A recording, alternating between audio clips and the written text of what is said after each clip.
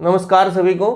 हमारे RPS school lecturer chemistry के लिए मल्टीपल चॉइस क्वेश्चन और प्रीवियस ईयर क्वेश्चंस के वीडियो लेक्चर जो चल रहे हैं उन्हीं में हमारा जो टॉपिक है वो एटॉमिक स्ट्रक्चर, और इसी में आज हम नेक्स्ट टॉपिक जो हमारा वो इलेक्ट्रोमैग्नेटिक रेडिएशन और प्लांक क्वांटम थ्योरी को शुरू कर रहे हैं। इससे रिलेटेड जो भी मल्टीपल चॉइस क्वेश्चन है वो हम करेंगे यहाँ पे। इस चैनल को सब्सक्राइब करें और इस वीडियो को ज़्यादा से ज़्यादा लाइक, शेयर और कमेंट करें। देखो भी सबसे पहला क्वेश्चन क्या पूछा गया हमसे, which of the following EMR पजेज highest amount of energy. इसमें पूछा गया है भी कौन सी इलेक्ट्रोमैग्नेटिक रेडिएशन जो है वो सबसे ज्यादा एनर्जी रखती है। ठीक है, तो ये हमारे सामने चार इलेक्ट्रोमैग्नेटिक रेडिएशंस के नाम लिखे हुए हैं, तो इनमें हमें बताना है किसकी ये एनर्जी जो है वो सबसे ज्यादा है। तो इसके लिए हमें क्या करना पड़ेगा, इनका एनर्जी का ऑर्डर हमें याद करना पड़ेगा। इलेक्ट्रोमैग्नेटिक रेडिएशन के बारे में हम पीछे पढ़ चुके हैं, अब हम इनको याद करते हैं भी कौन सी इलेक्ट्रोमैग्नेटिक रेडिएशन की एनर्जी ज़्यादा होगी, कैसी कम होगी। तो इनका एक तरीका है याद करने का, मैं लिखता हूँ। तो इस तरह से हमें याद करना है। सबसे पहले RMI, फिर आता है V, फिर आता है UV, फिर आता है X, और उसके बाद में गामा, और फिर कॉस्मिक रेज। तो ये इस तरह से हम इनको याद करेंगे, ये सीक्वेंस है इनका। तो सबसे पहली जो हमारी इलेक्ट्रोमैग्नेटिक रेडिएशन है उसका नाम है रेडियो, उसके बाद में माइक्रो, फिर इंफ्रारेड, फिर हमारी आती है विजिबल, उसके बाद में अल्ट्रा वायलेट, फिर एक्स रेज, फिर गामा रेज और फिर कॉस्मिक रेज।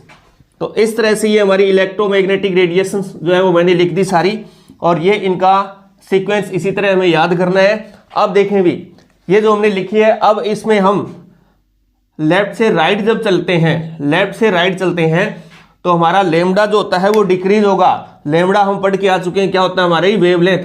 तो लेमडा जो होता है वो डिक्रीज होता है। सबसे ज्यादा लेमडा जो होता है वो रेड कलर की ईएमआर का होता है। फिर बाद में देखो भी अगर हमारा लेमडा डिक्रीज हो रहा है तो हम जानते हैं कि लेमडा डिक्रीज होता है तो फ्रीक्वेंसी जो होती है वो क्या होगी, इंक्रीज होगी, और फ्रीक्वेंसी इंक्रीज होती है तो एनर्जी भी क्या होती है, इंक्रीज होती है।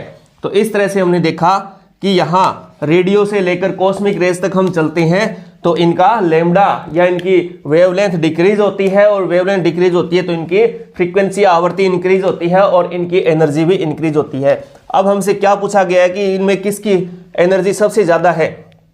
ठीक है, सबसे ज्यादा एनर्जी किसकी है। तो देखो भी सबसे ज्यादा एनर्जी इनमें एक्स, गामा, रेडियो और कॉस्मिक देखें तो कॉस्मिक सबसे ज्यादा राइट में ये, तो इसकी एनर्जी सबसे ज्यादा कॉस्मिक की है। तो हमारा आंसर जो होगा वो क्या हो जाएगा, डी। नेक्स्ट क्वेश्चन देखें भी, the first use of quantum theory to explain the structure of atom was made by. क्या पूछा गया हमसे कि क्वांटम थ्योरी का सबसे पहले किसने उपयोग किया था, किसको, स्ट्रक्चर ऑफ एटम को समझाने के लिए। ठीक है, इसमें क्या पूछा गया है कि एटम की स्ट्रक्चर को एक्सप्लेन करने के लिए, एटम्स की स्ट्रक्चर को एक्सप्लेन करने के लिए सबसे पहले क्वांटम थ्योरी का यूज किसने किया था। तो ये हम पढ़ते हैं बोहर मॉडल में ना, तो सबसे पहले बोहर जो है उसने इस क्वांटम थ्योरी का प्रयोग किया था, क्वांटम थ्योरी को काम में लिया था एटम्स की स्ट्रक्चर को समझाने के लिए, जो हम पढ़ते हैं ना बोहर एटॉमिक मॉडल, उसमें। तो हमारा आंसर जो होगा वो Bohr.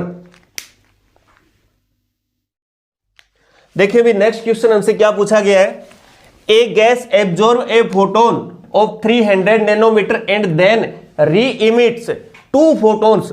1 photon has a wavelength 600 nanometer. The wavelength of second photon is 300, 400, 500 और 600। ठीक है, तो इस क्वेश्चन में क्या पूछा गया हमें ये कहा गया है कि कोई भी एक गैस जो है वो 300 नैनोमीटर का एक फोटोन एब्जॉर्ब करती है और उसके बदले में 2 फोटोन्स को रीइमिट कर देती है, रिलीज करती है, और उनमें से एक फोटोन्स की जो वेवलेंथ है वो 600 दे रखी है और दूसरे की वेवलेंथ हमसे पूछी गई है।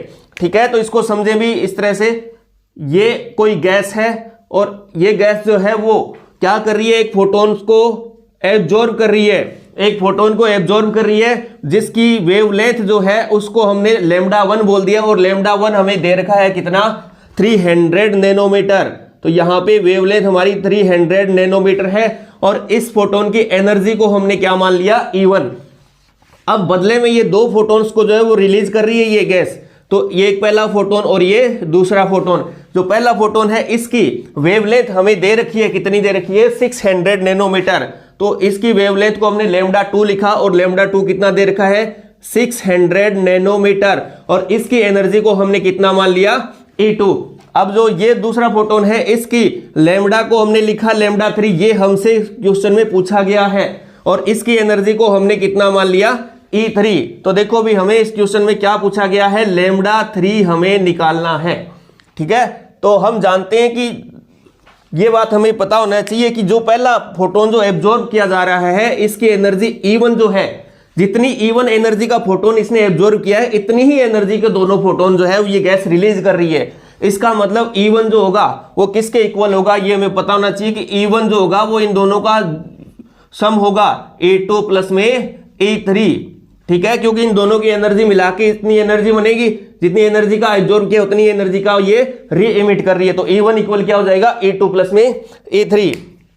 अब हम जानते हैं प्लांक क्वांटम थ्योरी हम पढ़ के आ चुके। प्लांक क्वांटम थ्योरी क्या कहती है हमें कि फोटोन की एनर्जी जो होती है वो क्या होती है hc/λ।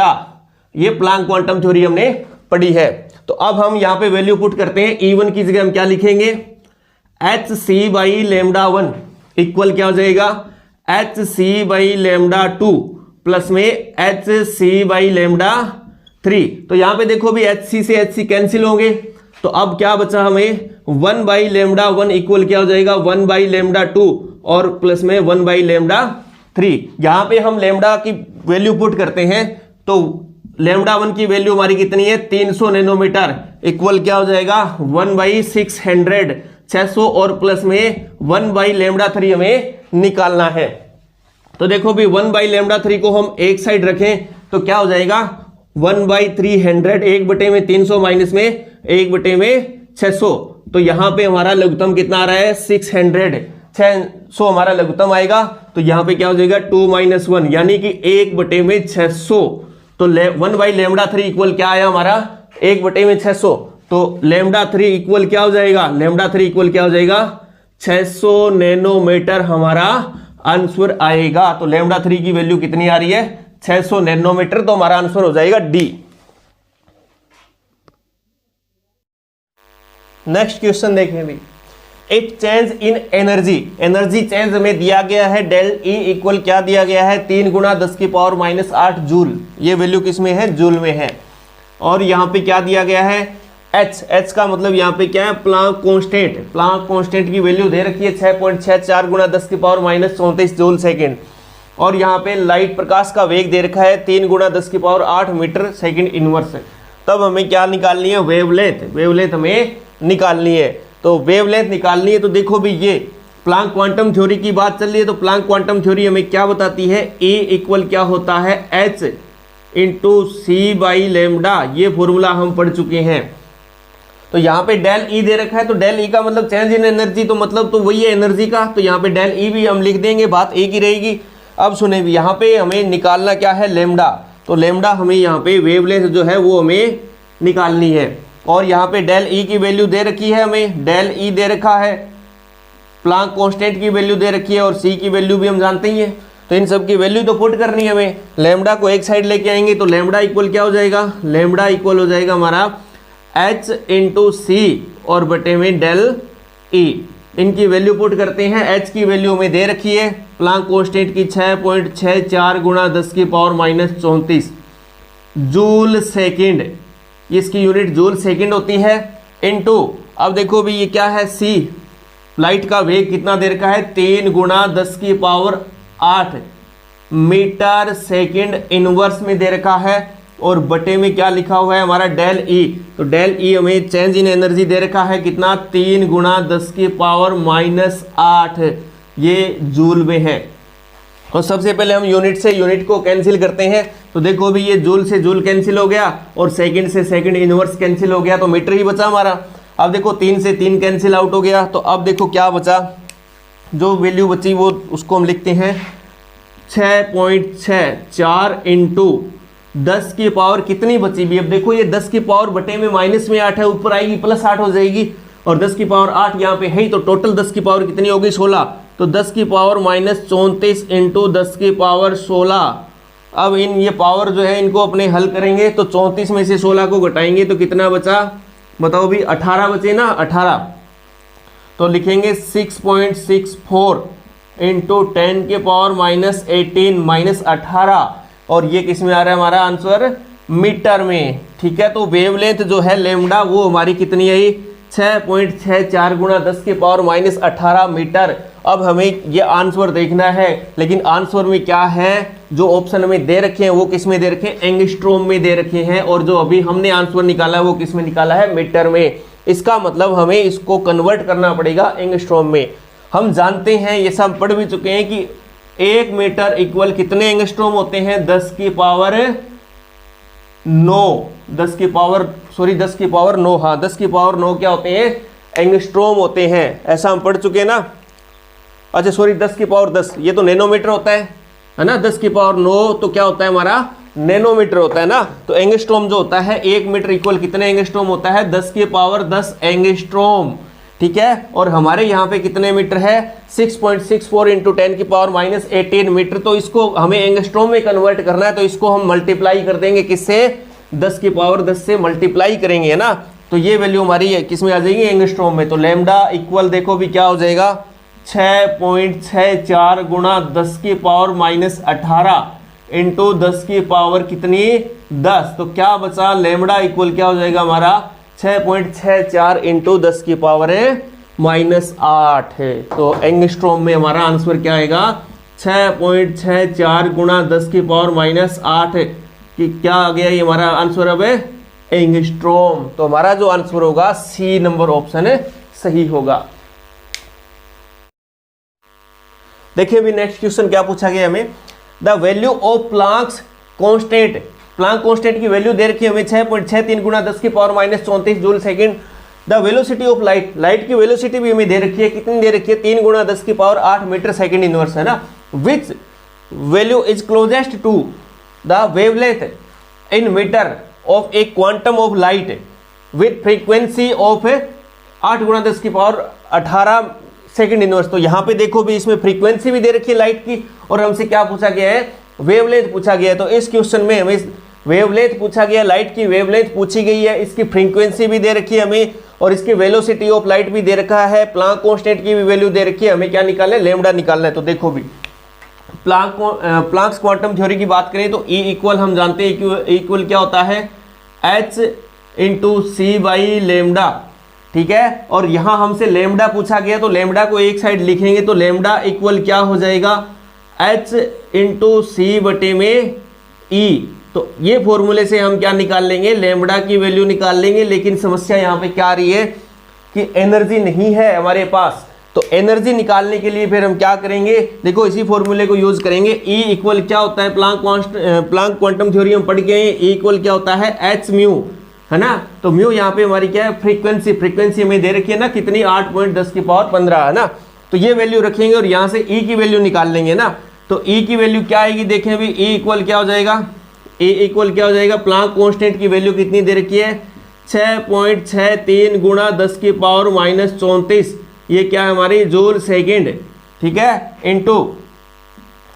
इंटू देखो फ्रीक्वेंसी हमें कितनी दे रखी है, 8 गुणा 10 की पावर 15 सेकेंड इनवर्स दे रखा है। ये वैल्यू यहाँ से E की जो वैल्यू आ रही है हमारी, वो क्या करेंगे, हम इस फॉर्मूले में पुट कर देंगे तो हमारा आंसर आ जाएगा। तो देखो भी हम यहाँ पे लेमडा इक्वल क्या लिखेंगे अब, तो लेमडा इक्वल क्या हो जाएगा हमारा, H की वैल्यू कितनी दे रखी, 6.63 गुणा 10 की पावर -34 जूल सेकेंड इंटू यहाँ पे लाइट की जो वेलोसिटी है इसकी वैल्यू कितनी दे रखी है, 3 गुणा 10 की पावर 8 मीटर सेकेंड इनवर्स। ठीक है, और बटे में क्या लिखेंगे हम, ये E की वैल्यू जो हमारी यहाँ पे आ रही है कितनी आ रही है, 6.63 गुणा 10 की पावर -34 जूल, है ना, ये जूल में आ रही है, इंटू सॉरी जूल सेकेंड, और इंटू क्या लिखेंगे, 8 गुणा 10 की पावर 15 सेकेंड इनवर्स। देखो अब यूनिट से यूनिट को कैंसिल करते हैं सबसे पहले, है ना। तो जूल सेकेंड से जूल सेकेंड कैंसिल हो गया, जूल सेकेंड से जूल सेकेंड कैंसिल हो गया, और सेकेंड इनवर्स से सेकेंड इनवर्स हमारा क्या हो गया, कैंसिल हो गया। अब देखो और क्या कैंसिल हो रहे हैं, ये पूरा का पूरा कैंसिल हो जाएगा। अब जो बचा उसको लिख लेंगे, तो हमारा जो क्या रहेगा, अब लेमडा इक्वल क्या लिखेंगे, 3/8 है ना, इंटू, अब देखो 10 की पावर कितनी है यहाँ पे, बटे में 15 है और ऊपर कितनी है 8, तो बटे वाली ऊपर जाएगी तो -15 हो जाएगी, और -15 में से 8 जो जाएगा तो कितना बचेगा, 10 की पावर -7। ये किस में आ रही है वैल्यू, हमारी मीटर में आ रही है। इसको आगे और सॉल्व करेंगे तो हमारा जो आंसर आएगा वो कितना आएगा, 3.75 इंटू 10 की पावर 8 इंटू 10 की पावर -8, ये हमारा क्या आ जाएगा, लेमडा। तो हमारा आंसर जो होगा वो कौन सा होगा, डी नंबर, लेमडा कितना आएगा, 3.75 गुना 10 की पावर -8। देखें भी इस क्वेश्चन में क्या पूछा गया है, the energy E1 and E2 of two radiations are 25 electron volt and 50 electron volt respectively. The relation between their wavelengths λ1 and λ2 will be। तो देखो भी इसमें क्या पूछा गया, λ1 और λ2 यानी कि वेवलेंथ में रिलेशन पूछा गया है। तो यहाँ पे हमें दो रेडिएशन दे रखी है, और इनकी एनर्जी दे रखी है। पहली रेडिएशन की एनर्जी E1 और दूसरी की एनर्जी दे रखी है E2, ठीक है। अब देखो भी इनकी एनर्जी E1 जो है वो उसकी वैल्यू कितनी दे रखी है हमें क्वेश्चन में, 25 इलेक्ट्रॉन वोल्ट, 25 इलेक्ट्रॉन वोल्ट, और E2 एनर्जी जो है इसकी वैल्यू हमें कितनी दे रखी है, 50 इलेक्ट्रॉन वोल्ट। अब हमसे क्या पूछा है कि इनके λ1 और λ2 में क्या रिलेशन होगा, तो इसको हम लिख लेते हैं। देखिए भी ये E1 जो है पहली रेडिएशन की एनर्जी है, और E2 जो है हमारी वो क्या है, दूसरी रेडिएशन की एनर्जी, और इनमें रिलेशन निकालना है। हम जानते हैं कि E1 इक्वल क्या होता है, hc/λ, hc बटे में λ1, ये हम जानते हैं। और E2 इक्वल क्या होता है, hc बटे में λ2, ये लिख सकते हैं हम, है ना। तो इनमें जब हमें रिलेशन निकालना होता है तब हम इनको क्या लिखते हैं, इस तरह से लिखेंगे, E1 बटे में E2 इक्वल क्या लिखेंगे, hc बटे में λ1, E1 की वैल्यू, और बटे में क्या लिखेंगे, h इंटू सी बटे में λ2। अब देखो इनको आगे सॉल्व करें तो E1 बटे में E2 इक्वल क्या हो जाएगा, hc बटे में hc इंटू λ2 बटे में λ1, hc से hc कैंसिल हो जाएगा।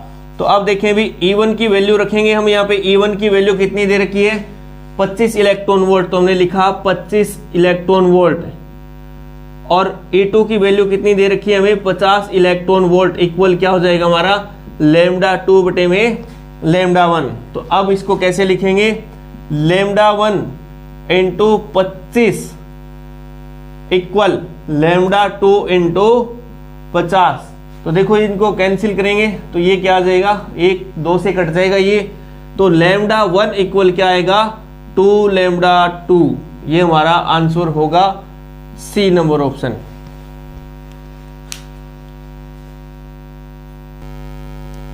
नेक्स्ट क्वेश्चन देखें भी क्या पूछा गया है, in the following transition which statement is correct. ये जो ट्रांजिशन दिए गए हमें, इन ट्रांजिशन में कौन सा स्टेटमेंट जो हमारा करेक्ट है वो हमें पहचान करनी है। देखो 3 ट्रांजिशन हमें दिए गए यहाँ पे, एनर्जी लेवल 3 2 1, तो 3 से 1 में ट्रांजिशन दे रखा है, फिर 3 से 2 में, और फिर 2 से 1 में ट्रांजिशन दे रखा है, और इनमें से हमें करेक्ट स्टेटमेंट जो है वो पहचानना है। तो देखो भी इसको हम कैसे सोल्व करते हैं। तो सबसे पहले देखो भी मैं बात करता हूं, जब ट्रांजिशन हमारा कहां से हो, 3 नंबर एनर्जी, तीसरे एनर्जी लेवल से पहले एनर्जी लेवल में जब हमारा ट्रांजिशन हो, उस कंडीशन में जो एनर्जी रिलीज होती है उसको बोलेंगे 3 से 1, 3 to 1, ठीक है। ये एनर्जी रिलीज होती है कब, जब ट्रांजिशन कहां से कहां होता है, तीसरे एनर्जी लेवल से पहले एनर्जी लेवल में होता है, उस कंडीशन में। तब यहाँ पे हम इसकी फ्रीक्वेंसी को बोलेंगे μ3, और इसकी जो लेमडा है वेवलेंथ उसको बोलेंगे λ3 बोलेंगे। फिर बात करें हम कि अगर 3 से 2 में ट्रांजिशन हो, ठीक है, एनर्जी लेवल 3 से 2 में जब ट्रांजिशन होता है, उस कंडीशन में जो एनर्जी रिलीज होगी उसको बोलेंगे E3 से 2, E3 to 2। तो अब देखें यहाँ पर जो फ्रीक्वेंसी है इसकी उसको बोलेंगे μ2, और यहाँ पे जो वेवलेंथ है उसको बोलेंगे λ2। इसी प्रकार देखो अब यहाँ पे क्या हो रहा है, सेकेंड एनर्जी लेवल से पहले एनर्जी लेवल में ट्रांजिशन हो रहा है, तो इस दौरान जो एनर्जी रिलीज होती है उसको हमने क्या बोला, E2 to 1, 2 से 1। अब देखें भी यहाँ पे जो फ्रीक्वेंसी है उसको हम μ1 बोलेंगे और इसका जो वेवलेंथ है उसको हम क्या बोलेंगे, λ1। अब देखें भी हमें पता होना चाहिए कि जब 3 से 1 में जब ट्रांजिशन होता है इस दौरान जो भी एनर्जी रिलीज होती है वो एनर्जी 3 से 2 और 2 से 1 में ट्रांजिशन के दौरान जो एनर्जी रिलीज होती है उनका योग होती है। तो हम क्या लिखेंगे, एनर्जी ये वाली पूरी एनर्जी कौन सी, एनर्जी 3 से 1 वाली एनर्जी इक्वल किसका योग होगी, 3 से 2 का और 2 से 1 का। तो एनर्जी 3 से 1 इक्वल क्या होगा, एनर्जी 3 से 2 और प्लस में क्या हो जाएगा, एनर्जी 2 से 1। ठीक है, अब देखें भी E इक्वल हम जानते हैं कि H म्यू होता है।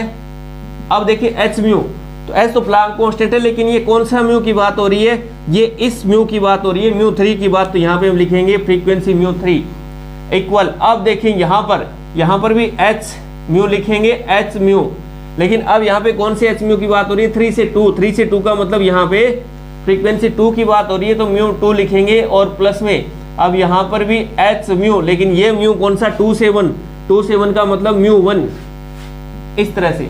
अब देखो भी H से H कैंसिल हो जाएगा, प्लांक कांस्टेंट कैंसिल हो जाएगा, तो हमारा क्या रिलेशन आएगा, μ3 इक्वल क्या आ जाएगा, μ2 प्लस में μ1, ये रिलेशन आता है इनमें। अब म्यू को हम लेमडा के फॉर्म में लिखना चाहिए तो कैसे लिखेंगे, हम जानते हैं कि म्यू इक्वल क्या होता है, c बाई लेमडा। तो यहाँ पे लिखेंगे c by lambda 1 lambda 3 equal क्या हो जाएगा, c बाई लेमडा 2 प्लस में c बाई लेमडा 1। c से c को कैंसिल कर दें हम तो फिर क्या बचेगा, 1 बाई लेमडा 3 इक्वल क्या हो जाएगा, 1 बाई लेमडा 2 और प्लस में 1 बाई लेमडा 1। एक ये रिलेशन आता है वेवलेंथ के रूप में और फ्रीक्वेंसी के रूप में, हमारा ये रिलेशन आता है। अब हमें देखना भी कौन सा स्टेटमेंट इनमें करेक्ट है। सबसे पहले बात करते हैं नंबर 1। देखो एनर्जी, ये हमारा गलत हो गया। ये गलत इसलिए होगा क्योंकि ये योग होता है, इनका जोड़ होता है, लेकिन यहाँ पे हमने इसमें क्या लिखा हुआ है, माइनस, तो ये इनका डिफरेंस नहीं है, ये हमारा स्टेटमेंट गलत हो गया। सेकंड स्टेटमेंट देखें भी λ3 इक्वल λ1 प्लस λ2, ये भी हमारा क्या हो गया, गलत हो गया। क्यों गलत हो गया, क्योंकि रिलेशन तो ये होता है 1 बाई λ3 इक्वल 1 बाई λ2 प्लस में 1 बाई λ1, जबकि ये इस तरह से लिख रखा है, ये भी गलत है। तीसरा स्टेटमेंट देखें भी फ्रीक्वेंसी μ3 इक्वल क्या होता है, μ2 प्लस में μ1। हाँ, ये हमारा स्टेटमेंट बिल्कुल सही है क्योंकि ये हम निकाल चुके हैं। अब हमारा जो टॉपिक है वो है बोहर मॉडल। बोहर मॉडल से रिलेटेड जो भी MCQ है वो हम देखते हैं। इससे पहले इस थ्योरी को समझते हैं, बोहर मॉडल के क्या थ्योरी है। तो बोहर मॉडल की जब भी बात करते हैं तो बोहर मॉडल में हमें इसके 3 मुख्य पोस्टुलेट्स हैं, उनको हमें ध्यान में रखना है। पहला जो बोहर मॉडल का पोस्टुलेट है वो क्या है, इसको समझते हैं। सबसे पहला पोस्टुलेट बोहर मॉडल का, बोहर ने क्या बताया, बोहर ने बताया पहला जो पोस्टुलेट है वो ये कहता है कि जब भी कोई इलेक्ट्रॉन, बोहर के अकॉर्डिंग जब भी कोई इलेक्ट्रॉन न्यूक्लियस के चारों ओर डेफिनेट ऑर्बिट यानी कि निश्चित कक्षाओं में जब भी चक्कर लगाता है, तब इस इलेक्ट्रॉन का एंगुलर जो मोमेंटम होता है, एंगुलर मोमेंटम, इस इलेक्ट्रॉन का एंगुलर मोमेंटम जिसको हम बोलते हैं कोणीय संवेग, इसका कोणीय संवेग जो होता है, देखो भी संवेग क्या होता है हम जानते हैं, द्रव्यमान को वेग से मल्टीप्लाई करते हैं तो वो संवेग होता है। लेकिन यहाँ पे कोणीय संवेग की बात आ रही है तो यहाँ पे इसको रेडियस r से भी मल्टीप्लाई कर देंगे। तो ये जो अपना कोणीय संवेग होता है, एंगुलर मोमेंटम, ये इंटीजर होता है, ये पूर्ण गुणज होता है किसका, h/2π का। तो ये क्या होता है, इंटीजर, यह इंटीजर होता है किसका, h/2π का पूर्ण गुणज होता है। ये हमारा पहला पोस्टुलेट है। तो देखो भी इसको हम क्या लिखेंगे, m into v into r equal क्या हो जाएगा, n इंटू h/2π। ठीक है, मैं इसको सही लिख देता हूँ, h/2π। n यहाँ पे हमारा क्या है, कोई पूर्ण संख्या है। ठीक है, तो ये हमारा क्या है, पहला पोस्टुलेट, बोहर मॉडल का पहला पोस्टुलेट n की बात करें तो n यहाँ पे क्या है, इंटीजर है, प्रिंसिपल क्वांटम नंबर है। ये n यहाँ पे क्या है, प्रिंसिपल क्वांटम नंबर है, जिसकी वैल्यू 1 2 3 डैश डैश, ये इस तरह से। h हम जानते हैं, h यहाँ पे प्लांक कांस्टेंट है। अब बात करते हैं m यहाँ पे क्या है, मास ऑफ इलेक्ट्रॉन, ठीक है। v का मतलब यहाँ पे क्या है, वेलोसिटी ऑफ इलेक्ट्रॉन, और r का मतलब यहाँ पे क्या है, रेडियस ऑफ एटम्स, जिस ऑर्बिट में वो प्रेजेंट है, ठीक है। तो ये हमारा पहला पोस्टुलेट हो गया। फिर बात करते हैं सेकंड पोस्टुलेट की बात करें बोहर मॉडल का। सेकंड पोस्टुलेट क्या है, बोहर मॉडल ने बताया कि जब कोई इलेक्ट्रॉन न्यूक्लियस के चारों ओर निश्चित कक्षाओं में चक्कर लगाता है, निश्चित कक्षाओं में जब भी वो चक्कर लगाएगा तब उस पर दो फोर्स काम करते हैं, तब उसके ऊपर दो फोर्स काम करते हैं। एक तो उस इलेक्ट्रॉन को बाहर की ओर धकेलने वाला फोर्स, जिसको बोलते हैं सेंट्रीफ्यूगल फोर्स, उसका नाम होता है सेंट्रीफ्यूगल फोर्स बोलते हैं इसको। और एक फोर्स जो है वो इस इलेक्ट्रॉन्स को अंदर की ओर खींचता है, क्योंकि इलेक्ट्रॉन पे नेगेटिव चार्ज होता है और न्यूक्लियस में पॉजिटिव चार्ज। तो इलेक्ट्रोस्टैटिक फोर्स जिसको बोलेंगे अपने, ये अंदर की ओर खींचता है, तो इसको बोलते हैं सेंट्रीपिटल फोर्स। ये हमारा कौन सा हो जाएगा, सेंट्रीपिटल फोर्स। तो ये दो फोर्स लगते हैं। अब सेंट्रीफ्यूगल फोर्स जो होता है, इसका जो फॉर्मूला होता है वो क्या होता है, mv² बटे में r, mv² बटे में r, ये इसका फॉर्मूला होता है किसका, सेंट्रीफ्यूगल फोर्स का। और दूसरा जो इसको अंदर की ओर खींचता है उसको बोलते हैं सेंट्रीपिटल फोर्स, और इसका जो फॉर्मूला होता है वो क्या होता है, ZA² बटे में r²। ये हमारा कौन सा हुआ, सेंट्रीपिटल फोर्स। और ये इसके, अब देखें भी, ये दोनों फोर्स जो होते हैं वो एक दूसरे के अपोजिट लगते हैं, इनकी जो वैल्यू होती है वो एक दूसरे के इक्वल होती है, और ये दोनों एक दूसरे के अपोजिट डायरेक्शन में लगते हैं।